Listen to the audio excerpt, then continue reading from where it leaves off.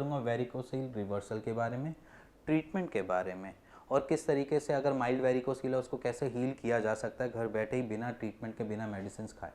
और इसी के साथ बात करने जा रहा हूँ आपको फैक्ट्स के सामने कि जो फर्स्ट ग्रेड वेरिकोसील था 2.7 mm था, वो कैसे रिकवर हो गया 1 महीने के अंदर अंदर। तो सबसे पहले बात करेंगे एक फैक्ट्स के बारे में, क्योंकि आपका एक ट्रस्ट और एक अंदर से एक होप होती है ना कि वेरिकोसील अब मेरा बन गया है और मैं एक तरीके से इनफर्टिलिटी की तरफ बढ़ता जा रहा हूँ। अगर आप ऐसा सोच रहे हैं तो आप गलत सोच रहे हैं।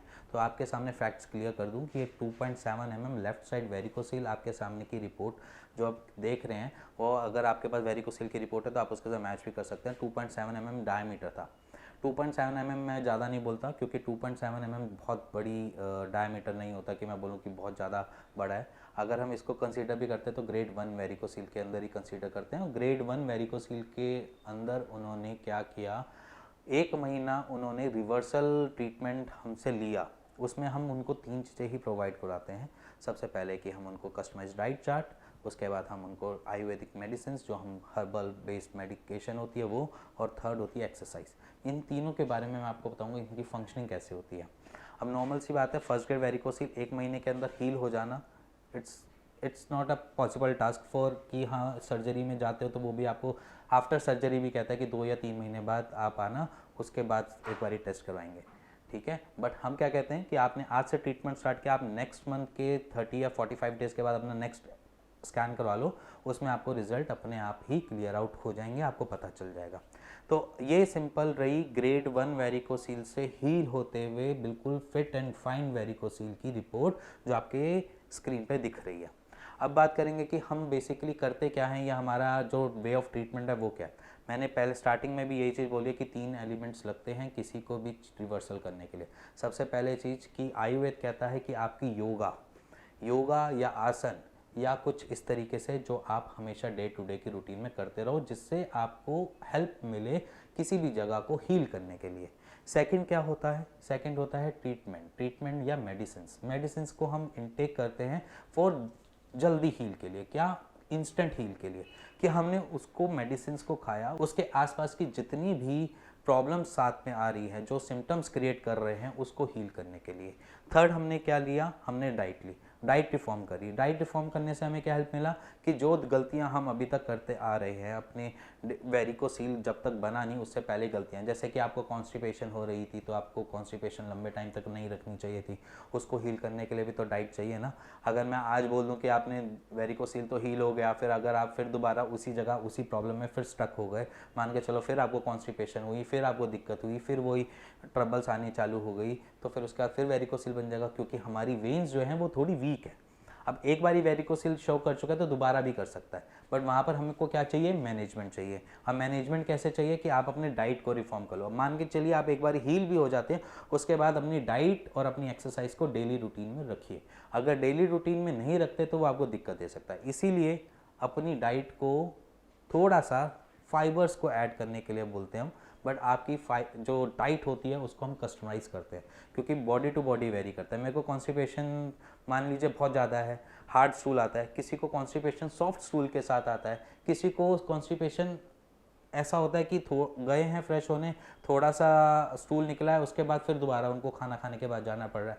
तो अलग अलग पेशेंट अलग अलग दिक्कत के साथ जूझ रहा है वेरिकोसील में। ऐसा नहीं है कि मैं बोलूं कि आज मेरे को कॉन्स्टिपेशन हार्ड स्टूल आ रहा है तो मेरे वेरिकोसील जो डेवलप हुआ है वो सेम ही होगा जैसे कि उनका हुआ है, ऐसा नहीं होता। तो बॉडी टू बॉडी भी वेरी करता है। किसी को वेरिकोसील में पेन होता है, किसी को वेरिकोसील में पेन होता ही नहीं है, तो वहाँ पर अलग चीज़ें आ जाती हैं। तो ये सारे सिनेरियो जो है उनको हमें समझना पड़ता है, जानना पड़ता है, तभी एक डॉक्टर की एक पार्ट होता है हिस्ट्री टेकिंग का, जिसमें हम ये समझने की कोशिश कर रहे होते हैं पेशेंट को दिक्कत आई कहाँ से, स्टार्ट कहाँ से हुई, प्रॉब्लम कहाँ से रेज हुआ, और अच्छा अब प्रॉब्लम आ गई है तो प्रॉब्लम को रिवर्सल की तरफ कैसे लेकर जाना है। तो वहाँ पर हम उनको एक्सरसाइज में भी अलग अलग चीज़ें बताते हैं।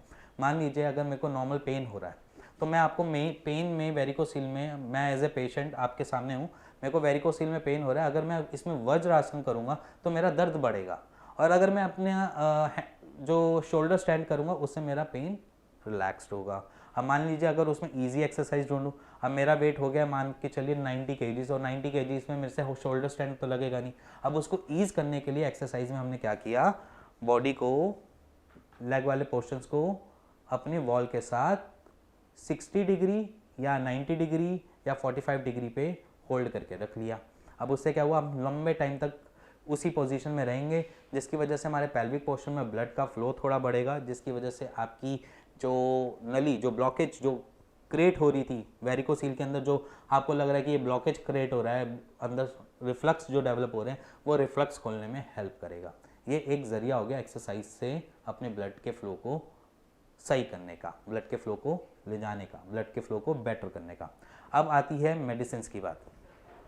अब मेडिसिन क्या करती हैं? मेडिसिन का काम एज सच बोलूँगा कि आपके जितने भी सिम्टम्स आ रहे हैं ना नियर बाय, उसको हील करने के लिए, क्योंकि देखो वेरिकोसील में स्वेलिंग होगी, सूजन आएगी, सूजन के लिए आपको क्या चाहिए, कुछ एंटी इन्फ्लेमेटरी चाहिए कि एंटी इन्फ्लेमेशन वाली कोई मेडिसिन जाए जिससे सूजन कम होए। सूजन बढ़ेगी तो आपके और ज़्यादा दिक्कत बढ़ जाएगी, स्पर्मेटिकोड को भी हैम्पर कर सकती है, बहुत अलग अलग जगह पे वो हैम्पर कर सकती है। तो यहाँ पर हम क्या करेंगे, यहाँ पर हम एंटी इन्फ्लेमेटरी मेडिसिन चलाएंगे। अब एक मेडिसिन हम उस पर इसलिए यूज़ करते हैं, जैसे कि हम देखा जाए तो जो हम हार्ट के अंदर यूज़ करते हैं, हार्ट के अंदर एक हम उसको बेटर आर्टरीज की सर्कुलेशन को बेटर करने के लिए करते हैं, या हम तो बोला जाए तो पूरे बॉडी के अंदर हम ब्लड सर्कुलेशन को बेटर करने के लिए एक मेडिसिन को स्टार्ट करते हैं, क्योंकि जिसकी वजह से वो दिक्कत डेवलप हुई है उस चीज़ को भी हील करना है। अब इसके साथ और भी बहुत सारी मेडिसिन यूज़ करते हैं, जैसे कि मैं अपनी हर वीडियो में बोलता हूँ कि हमारे वेरिकोसिल तभी डेवलप होता है जब हमारे वात दोष होता है। तो वात दोष जब भी रहेगा तो आपको ये दिक्कत बनी रहेगी, तो वात दोष को खत्म करने के लिए उसके लिए मेडिसिन देनी पड़ती है।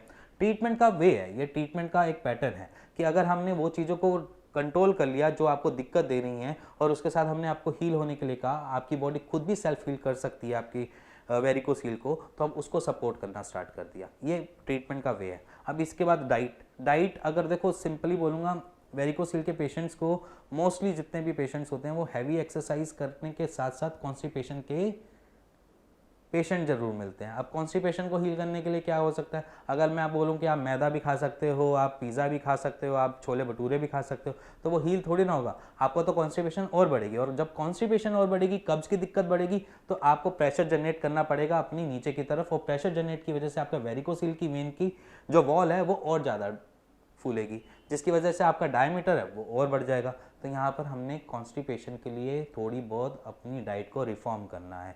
डाइट में ऐसी चीज़ें खानी है जो ना हमें गैस्ट्रिक ट्रबल दे और जो हमारे स्टूल को सॉफ्ट कर दे, जिसकी वजह से जल्दी हम हील की तरफ पहुँच जाए। अब कुछ पेशेंट्स होते हैं जिनको मिल्क से थोड़ी दिक्कत होती है, कुछ पेशेंट होते हैं मिल्क से कोई दिक्कत नहीं होती।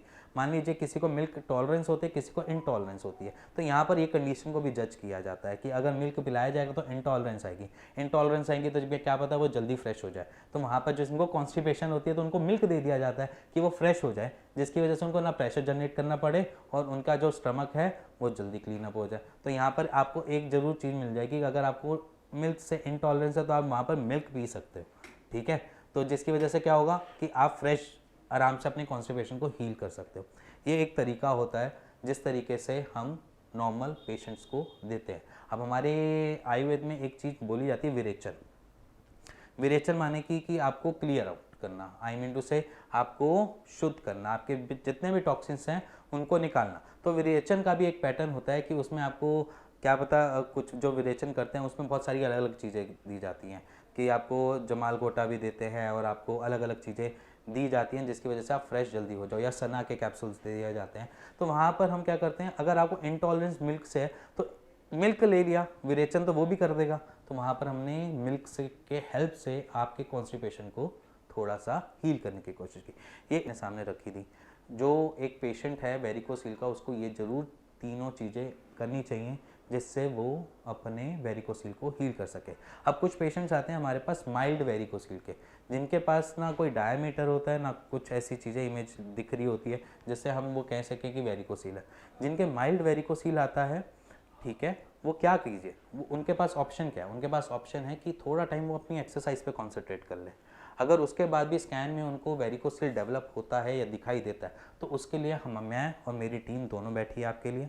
आप बेचिंतित होकर अपनी वो रिपोर्ट मेरे नीचे दिए हुए नंबर पे आप सेंड कर सकते हैं, व्हाट्सएप कर सकते हैं, इवन आप मेरे मेल बॉक्स पे जाकर मेल भी कर सकते हैं। आपके पास पूरे ऑप्शंस हैं। और इसी के साथ साथ अगर आपको कंसल्टेशन लेनी है, आपको लग रहा है कि मैं एक बारी बात ही क्यों ना कर लूँ, तो आप वो भी कर सकते हैं। आप नीचे दिए हुए नंबर पे मेरे को कॉल करें, मेरी टीम जो है आपको रिवर्ट बैक करती है। मान लीजिए अगर आप मेरे पास कॉल करते हैं तो एकदम से कॉल नहीं किया जाता, क्योंकि जो डॉक्टर्स जो बैठे हैं वो बिजी हो सकते हैं, कुछ और हो सकता है, तो वो आपको थोड़ी देर बाद कॉल करेंगे और आप उनके कॉल को अटेंड कीजिए।